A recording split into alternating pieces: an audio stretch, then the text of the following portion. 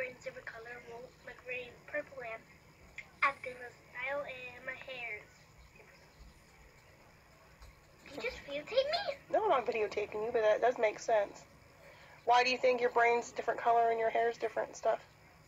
Well, because you might got destroyed though. Why? Well, that thing when we were playing snow,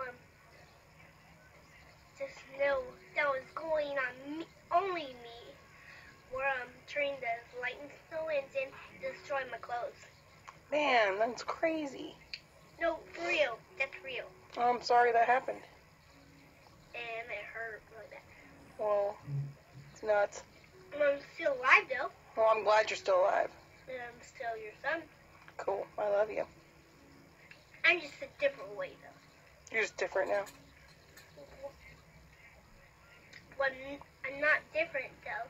But I'm not a different guy. Just that like my brains and like my hair and my clothes are different now.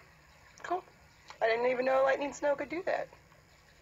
That is not cool, Mom. Oh, I mean, sorry. Okay, thanks for stealing my oranges. Have a good day. I'm not stealing your oranges. Right.